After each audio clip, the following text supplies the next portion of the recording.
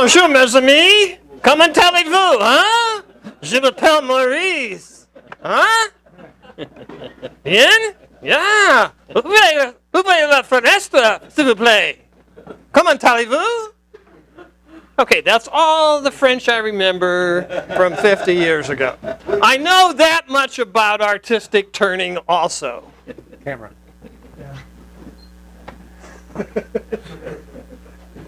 I need a bigger venue here. Anyways, the only reason I brought that in to you is to sort of get this thing going and think a little bit about artistic turning. And I'm talking about here not the stuff you see in the woodworker in the AAW magazine. When we were in Pittsburgh, I mean, I don't even know that some of those people even had a lathe. You know, you couldn't tell where it is, but there's a lot of carving, a lot of stuff going on. But I brought this because this is what we call the tree of learning. So if you're going to do turning and push the envelope a little bit, you're gonna make some pieces. So this is, and I sort of keep these in a bucket, and I thought I'd just put them out like this way, to sort of show you some of the things that happen. Sometimes stuff just happens. A lot of stuff that I do, I practice on. Probably the thing that I turn most is poplar. I bought a poplar tree a number of years ago, had them cut it into big slabs, so it's good for legs and stuff, but it's also good for practicing. So it's the old thing about, you know, how do you get to Carnegie Hall? Practice, practice. Anyway, so I make a lot of mistakes and a lot of stuff. This piece I turned a couple of years ago, I could not figure out design-wise to feel comfortable about it. It just didn't make it. This one is one that I practiced on in terms of doing some carving and some coloring. The coloring is food coloring. You ever think about using food coloring? Some people use food coloring as a thing. This one, I got a little too thin in the base, pushing the envelope here, and it basically flew apart. Same thing here. Here's one that basically was a bad design. Huh? Good art piece. So anyways, you can see that some of these things are different things that I have practiced on, and so I'm here to tell you this is not something that you're going to do the first time. Now, we've been talking, this isn't the first time we've talked about artistic turning. The stuff Larry does often is where you're doing coloring on it. It's very nice. If some of you have seen that, that's adding an embellishment. And that's part of the artistic stuff. I see somebody did spindles, and whatchamacallit does lovely spindles from the lady from Barb does lovely spindles. Those can be used as an enhancement too, as part of it. I just don't have any. And I've been playing with a little bit of color lately. Here, Bob, you want to keep this for me? I'll keep it for you. Anyways, so what do we call this? Art. No, the tree of learning. The tree of learning. It's on the way to get there. Okay, so a couple of things. Actually, that French that I talked to you about is enough to get me. I have been there a couple of times, and it's enough to get me where I want to go. Basically, what I says, bonjour mes amis, good evening or good day, my friends. Comment allez-vous? How are you? Je m'appelle Maurice. I am called Maurice. Ouvrez la fenêtre. Open the window. Clarity is, what time is it? Buy me a beer. Huh? Buy me a beer. And buy me a beer.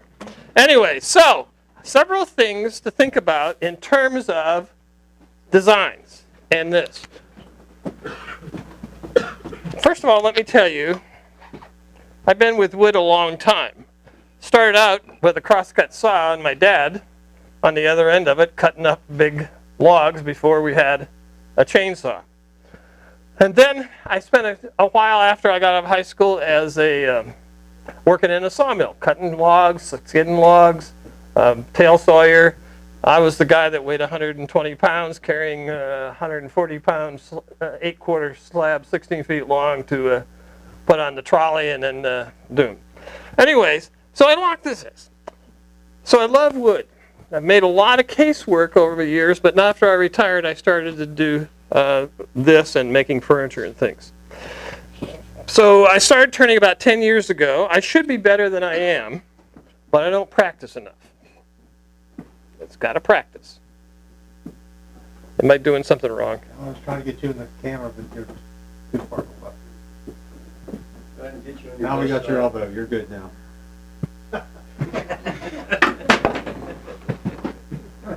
Anyways, so my method of turning when I went to doing bowls from spindle work, because I did a lot of stuff for furniture, was to look at a piece of wood like this and say, there's got to be a bowl in here. Right? Have you done that? Got to be a bowl in here someplace. And so you put it on the lathe and you start turning it. And sometimes it actually comes out to be something that would hold something.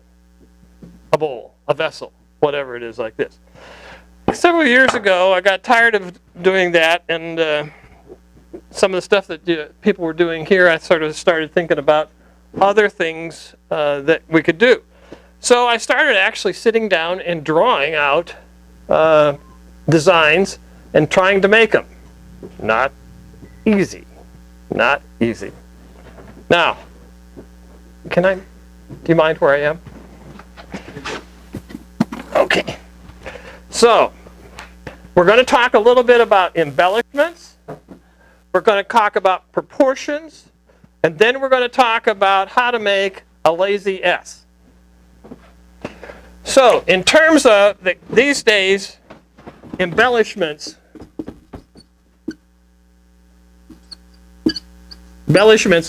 are things that you already are doing. What's some of the things that you've already seen embellishments? That is, you've got a bowl. What are some of the things that we can add to that to make it more interesting? Carving. Carvings. With what? With what? Could be with electric equipment. It could be by manual. Yep. We've done both. We've done both. So, and it could. We'll talk about that. Carving. So, what's another thing we can add to them? Yes, sir. Stone inlay. Inlays. Like the turquoise stuff that you see a lot of people do, and that sort of stuff. That's good for filling things. What else? Burning them. Who's burned stuff? Two people? Okay. Burning them? What else? Beads. Beads. Color. Color. Segments. Segments. I consider some of the shapes involved different shapes. Well, I put that under design. We'll talk about, this is just if you got a plain old bowl and what things you can add to it. That's good. And we've talked about it. We've seen a lot of kind of things happen here. And so, you know, when that bowl comes out of there, think about what you want to do. Now, Bob talked about shapes. All the shapes we have basically came from Asia centuries and centuries and centuries ago. People always think about Greek or Roman shapes. They stole them from the Asians, the Chinese and the Japanese and the Koreans. So shapes. So we want to think about that. So some of the shapes, and I'm talking about a shape other than that. Okay? So, Bob, you said something Flared out. flared out. You see any examples of that? You could have a outer. Exactly. Okay? This is not easy to do. Because you have to work at this, and none of this stuff is excellent stuff. It's just my fun. There's a number of things you can do with this foot. One is you can make it straight, or you can slant it in just a hair, or you can put a bead around it. Okay? Or different material even. Or a different material even. You could do it, put a maple down here and a walnut up there. Okay, this is OG. OG. Okay? I'll talk about OG a little bit. I like to call this, though, a lazy S because it's not really an OG. Close. Well, mathematically, an OG is a little bit different. But you're right. So I'm going to talk about lazy S's. So see how can you see the S? So You can even have it curved down over the edge even more yet. that's right. So this is an OG, or what we call a lazy S. Now, we talked about carvings.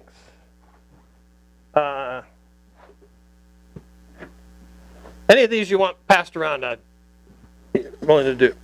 Here's my first one I did put feet on. And I also put this little edge around here. So how did I do that? Talk about the edge first. Possibility of pre-drilling it would be one. This edge? Use floss sander, like, you know, leave it. Well, what did it look like before I put the... Leave it raised. That's right. Out there and it just reaches against the All right. sander. One of the things I did was to turn this, but it had a big band around it. Okay? Then I took... How many of you got a dribble? Any Dremel? Anybody got a Dremel? Sure. We all got one of those sitting someplace.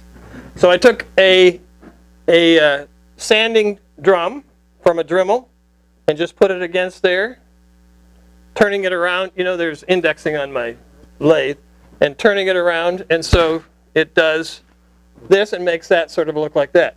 I wasn't satisfied with it, so then I put a little color to it, the gold. This is my first foot.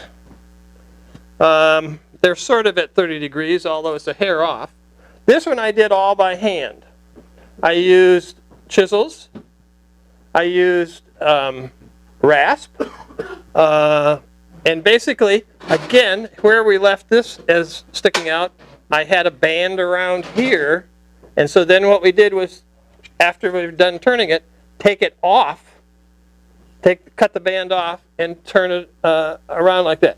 So, you don't need a big time set of tools. I think we all probably have them. We've got chisels, just an old bench chisel, rasp, sandpaper, a circular sander of some sort, and we can put there on. That was my first one. Am I proud of it? Yeah, it wasn't bad, because then I went to figure out how to do it by looking up in a book. Otherwise, this is covered with acrylic paint, the kind of stuff you buy at Michael's in that little bottle like this for 98 cents or $1.50, and so that's all that is. Carol, when these get to your end, just throw them up there on the table. All right. This one I did a little bit differently, having read a little bit. When I cut, and this one's not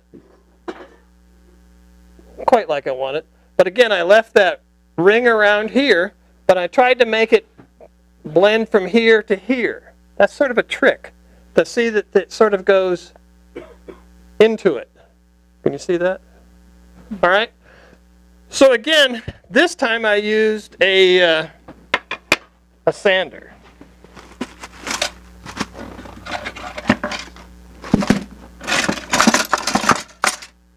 How many of you have an air supply?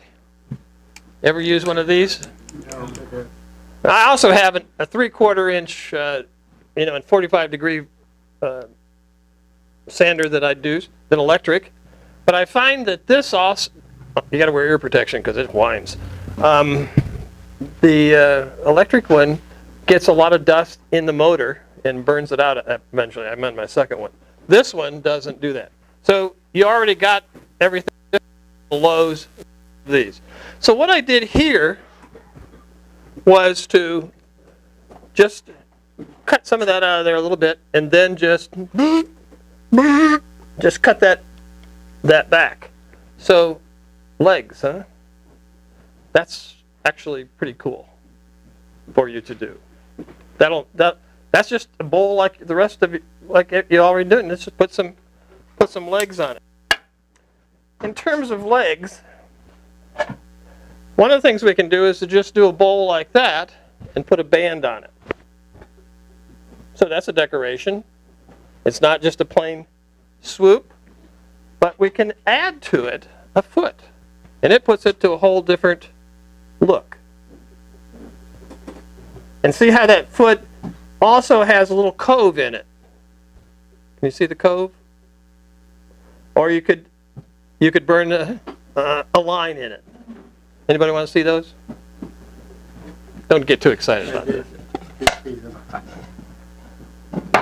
So, do your bowl, do an edge.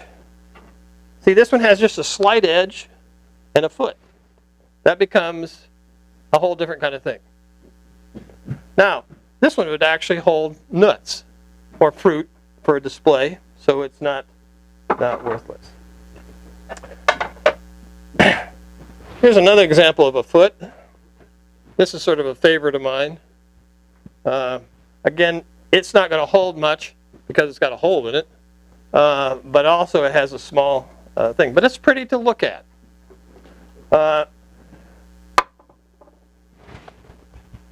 Again, an S shape, lazy S.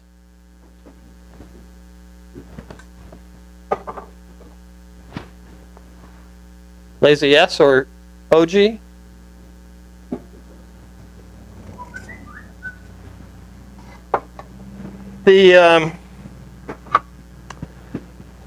This is again a piece of poplar. Again, I put that band around here, cut it away on the bandsaw. Just flipped it upside down, put on the bandsaw, and just cut that away and sanded it off, and I got handles. Again, using the Dremel, I just around it and made a little design. Here's one that's got rings on the bottom as well as being turned. This one was down the line a little bit. Not a bad. When you're doing something like this, you need to make sure the bottom comes into the top, flows into the top.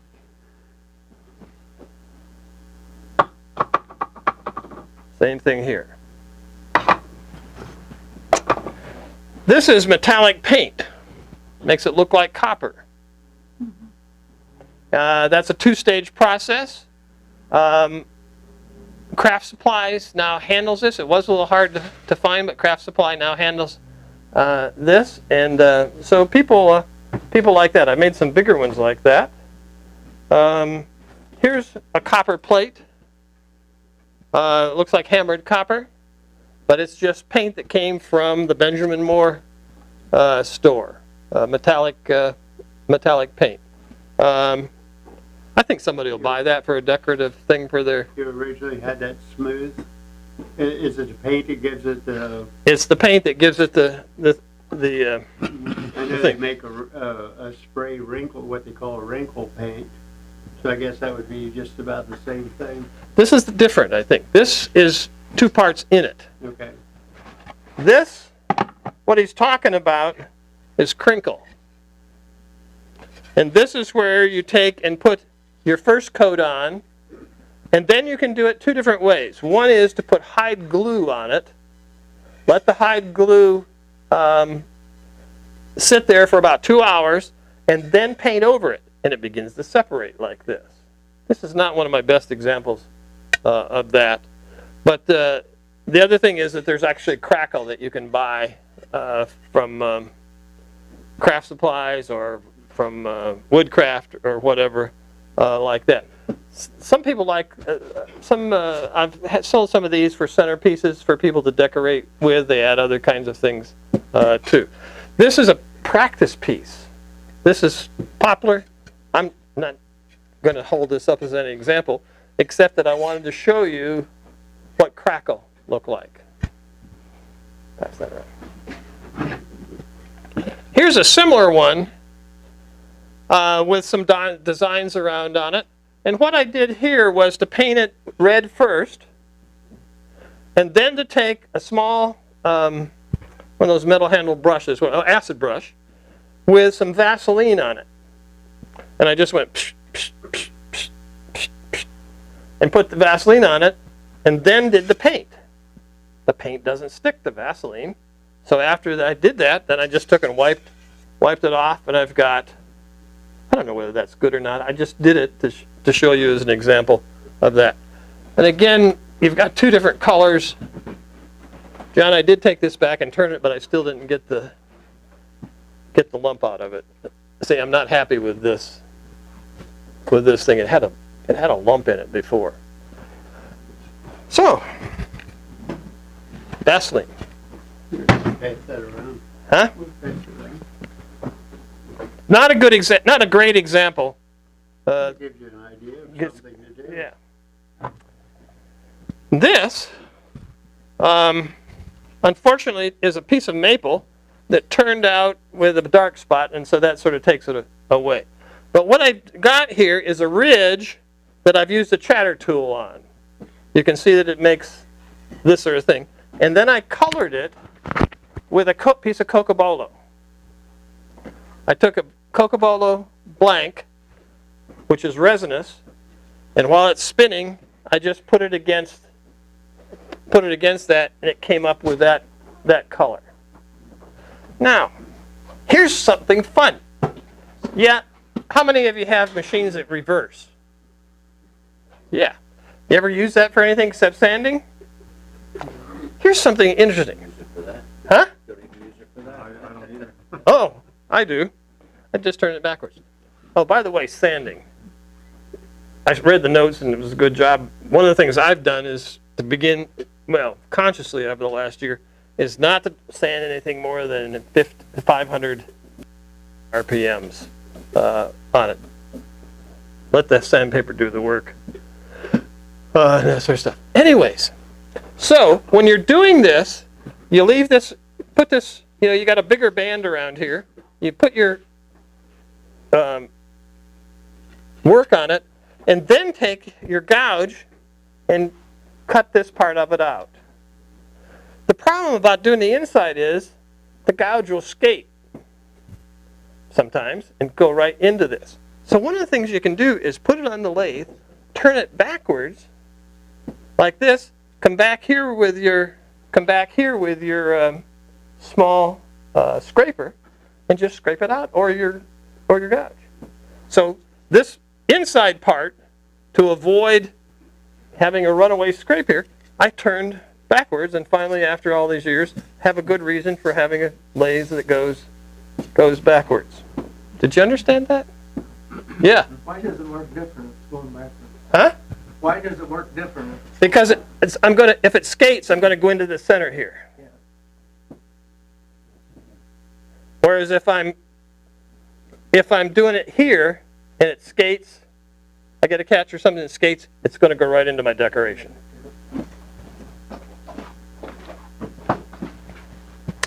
Burning. You can do this.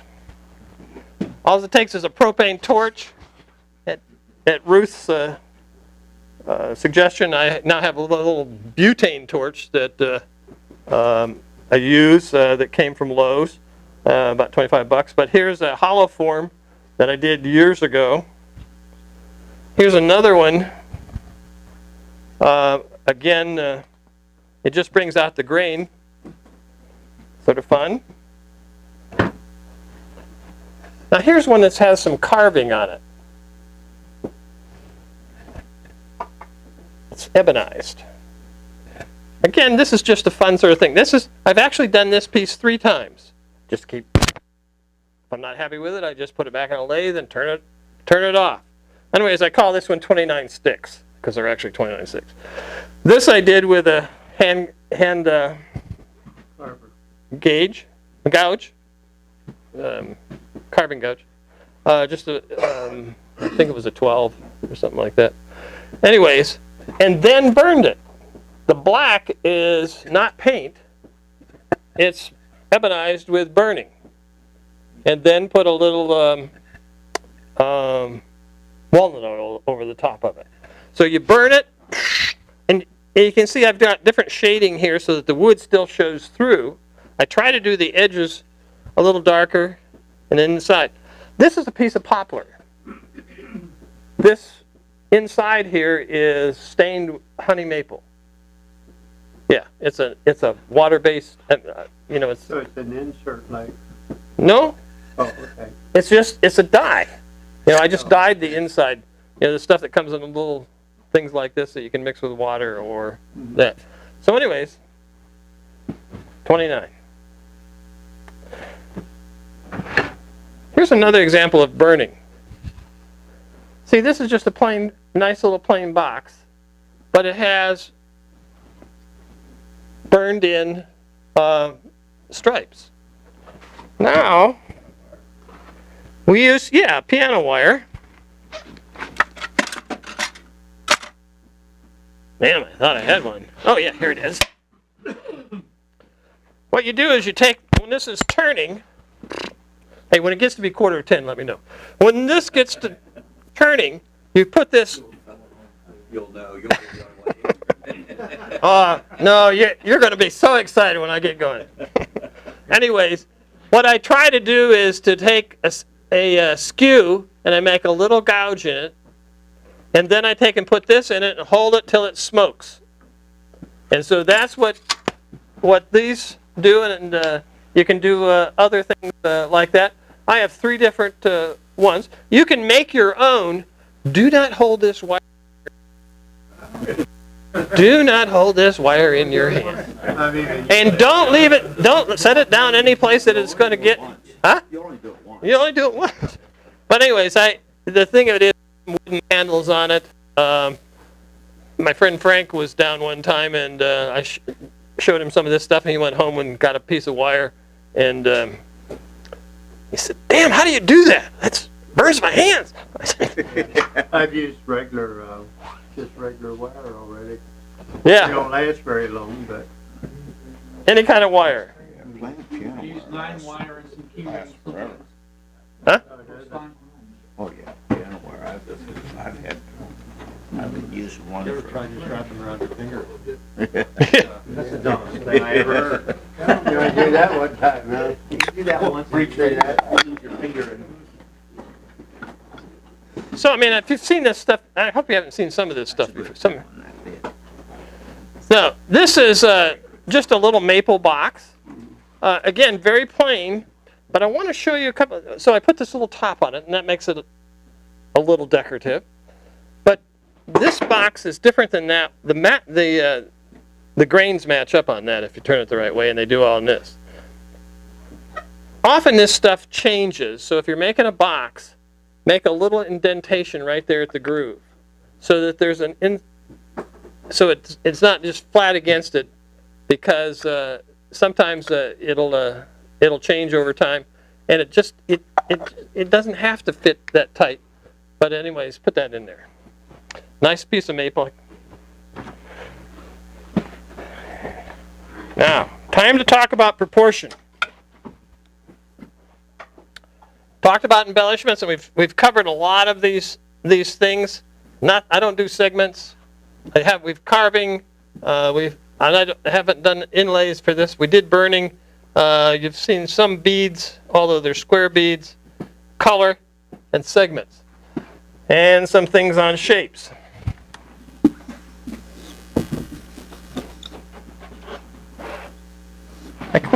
I quit teaching 11 years ago, and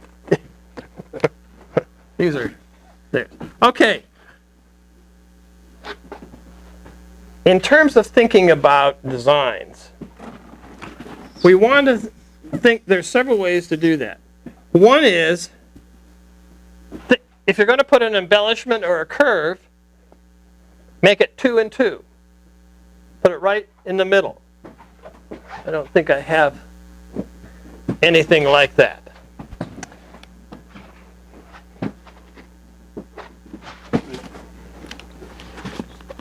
So, in a sense, your round hole here in the middle is for you know, that's half. Oh yeah, here's one, half and half.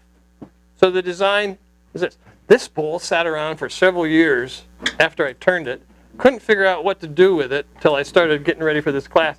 So I thought, oh, I'll make that look like a piece of Navajo pottery. And Navajos make seed storage pots like this. I have some. And they stack one on top of the other.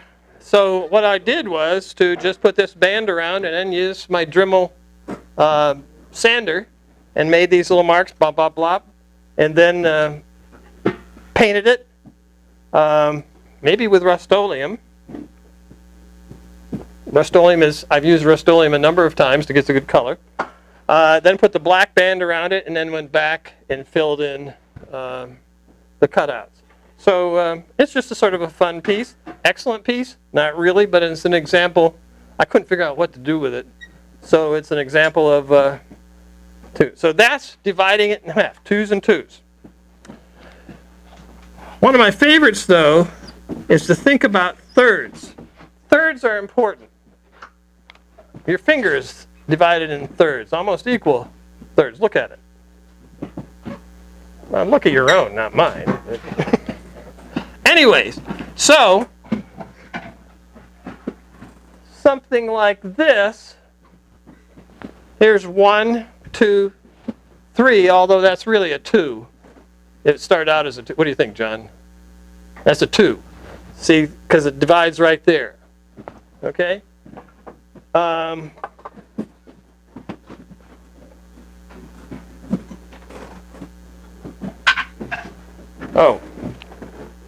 Here's a 3. It's got 2 parts the same and 1 part third. This piece did have this come down here about like this. So it was between a third and a half. It did not feel like right to me. So I put it back on the lathe. And I think I've shown you this before. And used my Fibonacci gauge. Golden mean gauge. Fibonacci? Fibonacci? Depends on which part of Italy you come from, I think. Anyways, so then I put it on there and I said, I think that would be better like that. So I put it back on the lathe and took a little bit better off, and I'm happier with it. So that's more third and a third. It could be just a hair. What do you think? Just a hair smaller up there? Anyways, again, using a chatter tool for that. Oh, so anyway, so what I'd like to do is either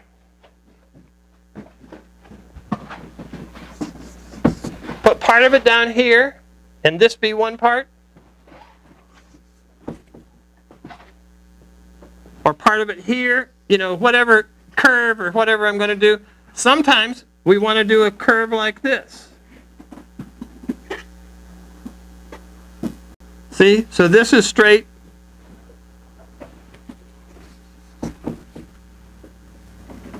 This way. So third and third. It would look okay to do it from here, but it wouldn't look okay to do it from here or from here. You know, to put a flare out.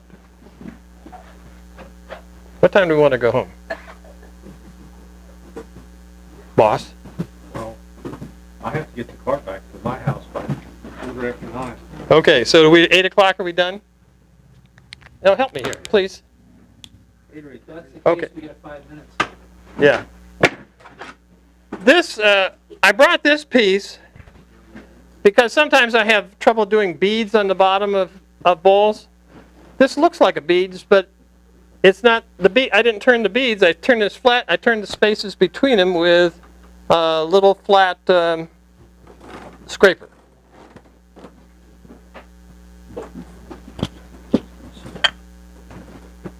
And sometimes you can push it too far. I like this bowl, but I just kept screwing with the color. It didn't turn out good. Anything you have a question about? Everything you want to know. Okay, lazy S. We're on the downhill. We're on the downhill run on this, ladies and gentlemen.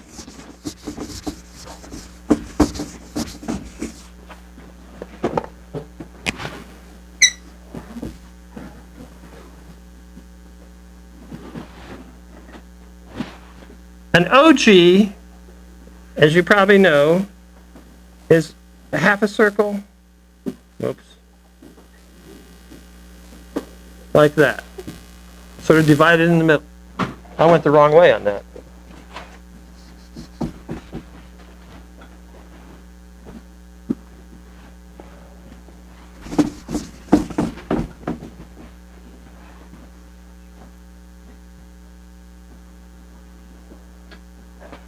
This is a true OG, where it sort of meets in the middle.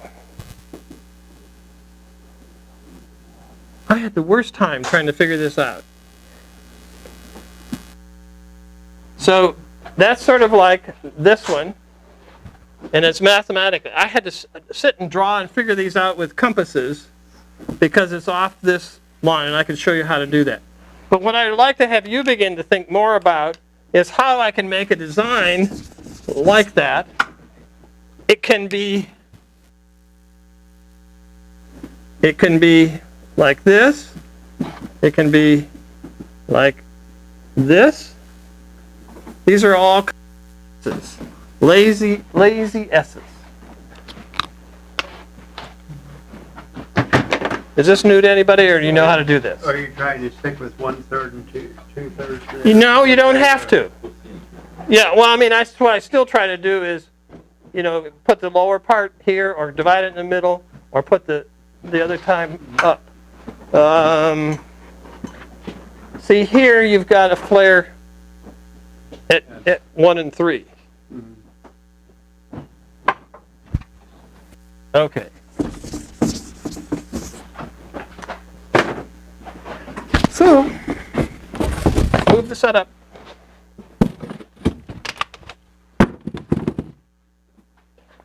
I'm going to put this up in a minute. But what I want to show you what I do is to take a block like this, and I draw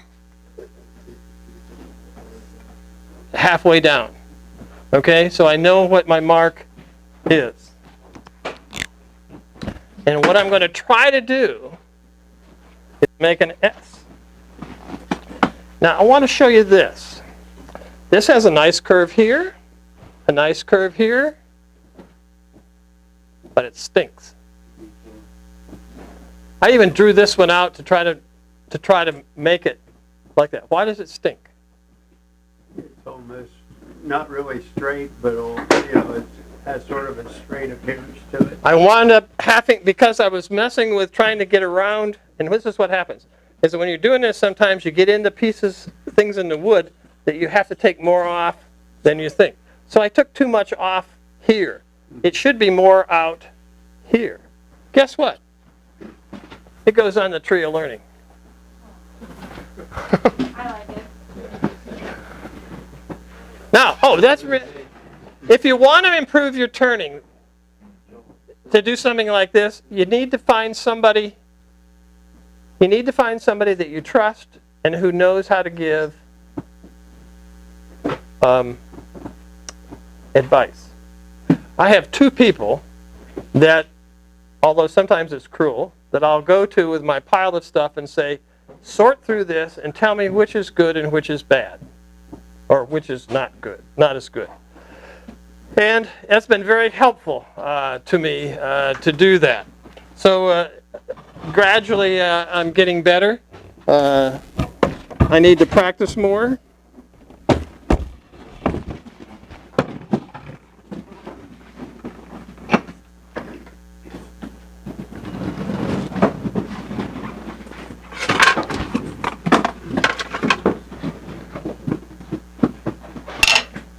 And part of it, you need to look at it.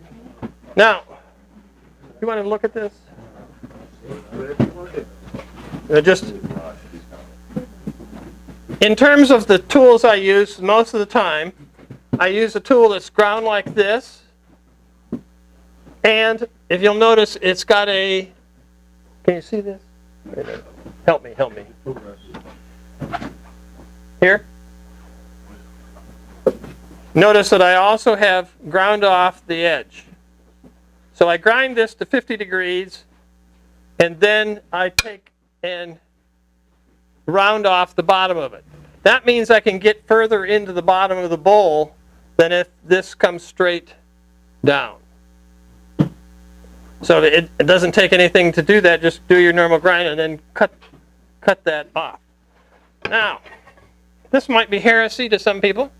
This is my other favorite tool for doing bowls, a heavy scraper. And I use this for doing my final stuff. I also, if I'm too deep into a bowl where I can't reach with this, because here I'm going like this, getting back in here, and if I can't get down in there, I can go straight in with this sucker and do it. So those are the two that I use. Now I have 400 or 500 other bowls. Not really that many, but a few. So what we're going to do is we're going to try to make an OG here. We're going to make a base, and then we're going to come from that base to here. Now you'll see that it will move. And you notice even though I'm doing this on a chuck, I do like to use my tailstock.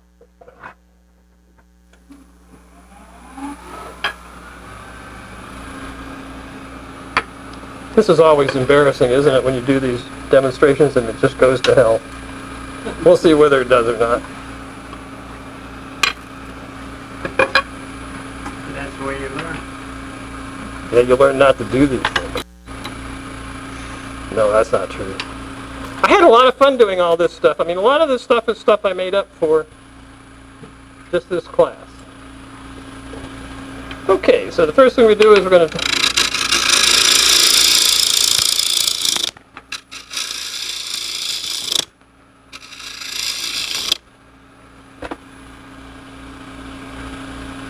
pretty good.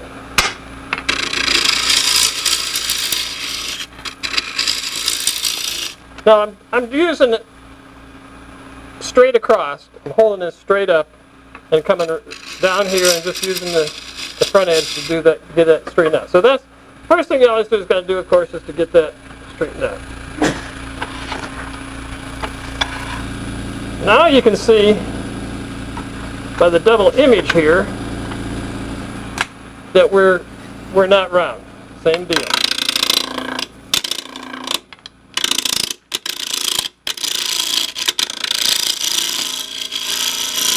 How do you tell when it's smooth?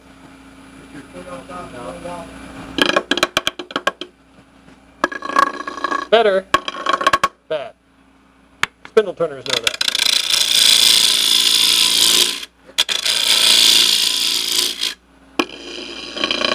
Oop, got a spot right here.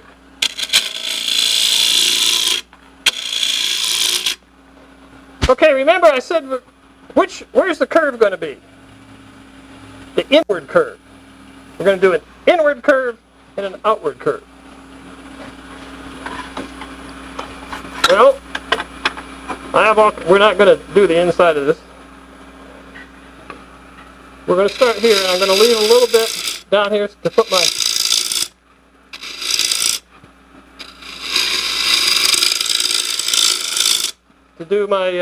have my chuck to. You can actually use your gouge to make a straight cut in there. Now we're doing it.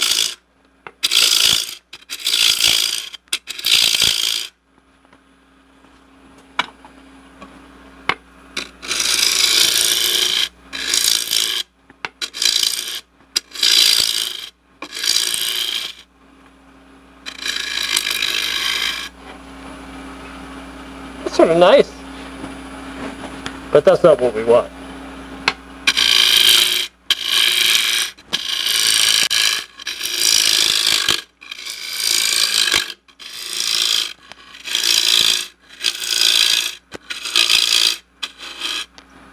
Do you ever know that this turning business is really a dirty business?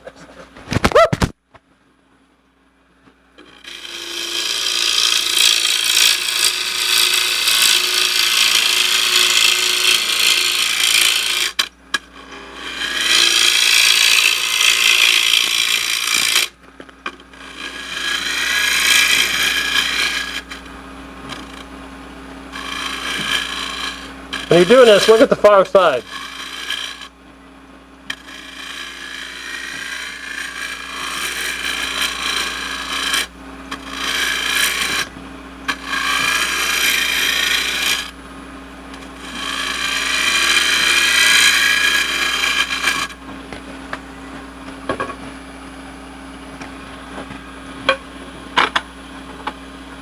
Now, when I sharpen my scraper, it does have a lip on the edge. You know, it has a thing. When I do my final one, my final cut with a scraper, I take that off, and just using that sharp edge. Remember, when you're using a scraper, you got to pull it back some, raise it up, do it at an angle like this.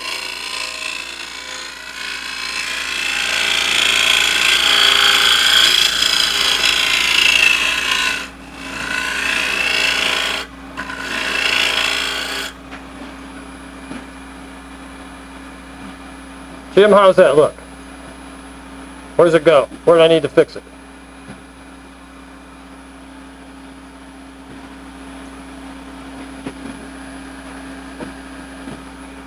See, here's a guy you want to ask questions to. That's what I thought. There's There's a transition point there, you need a little bit more. a little bit off. Little bit. Yep, you're right. I was hoping you'd say that.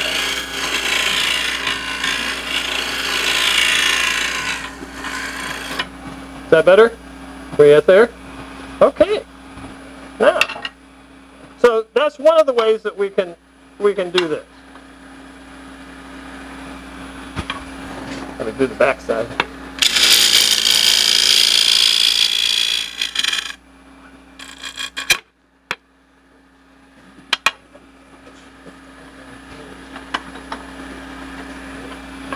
Any questions?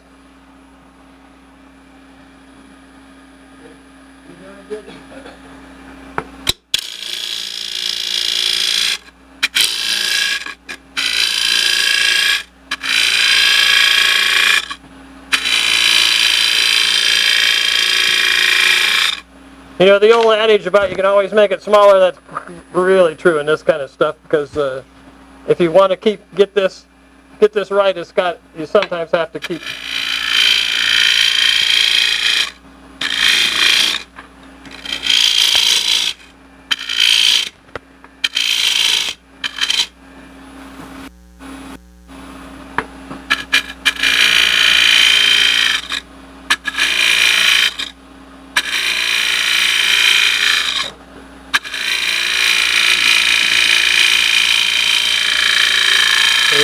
Nice. Hey, Jim, have you ever been to one of these big things like the AAW National Symposium or Regional Symposium?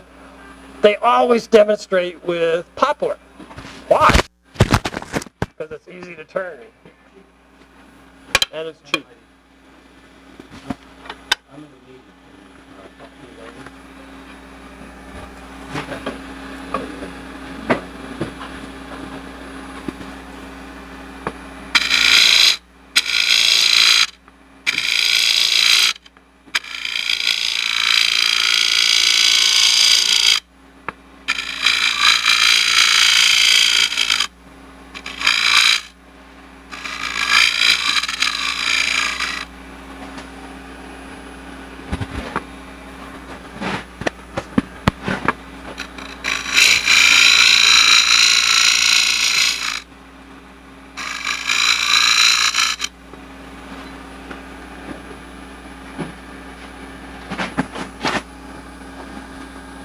And sometimes I'll take these, I try to leave the bottoms off as long as I can, the bottoms on as long as I can, because sometimes I'll put them up on the shelf and go back and say, that really sucks.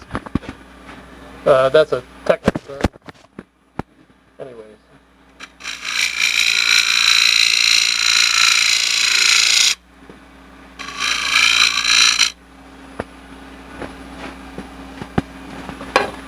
Now, here and here, it's lumpy. Can you see that? Doesn't make, it's not, we're happy with this, but we're not happy with that.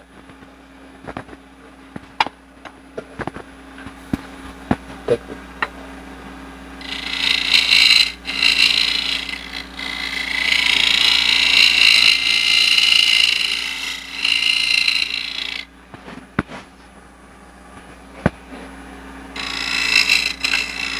Real fine cuts.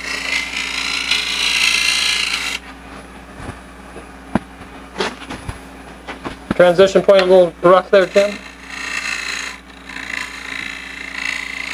See, I'm not an artist. I've had to learn how to learn an eye.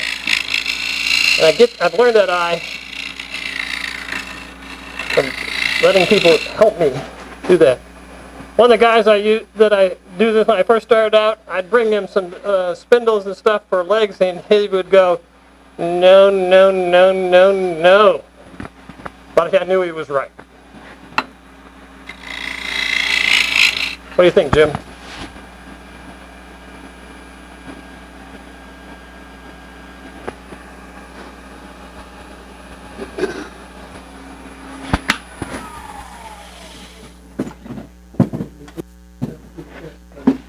Might take a look down here, right in this area in here. Okay. You don't have quite enough Whoop. of the smooth right in there would help. Not that you're going to notice it when you're finished, but you can, up here you can see it. Beauty is in the eye of the beholder. Beauty is in the eye of the person who buys it. But they're going to be the beholder then.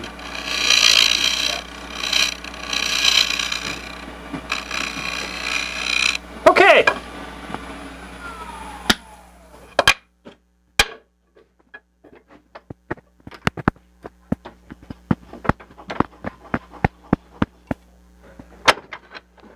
You ever have trouble getting it off of the eye hook, of the screw? These little bees. I quit drilling them so close. You know, I drill a little larger than the shaft. I don't do that anymore. It used to be I have to get all that. Anyways, here you can see that we sort of have good. With a little sandpaper, I would smooth that up. That's a lazy yes. It can be started down here, as you can see in some of these. It can be brought up and started here. And again, I have another little curve, and so I would probably put a little loop on the top of that. And there we go. I could put a band around here. I could burn something in it. There we go. And guess what? I finished before you did. Thank you very much.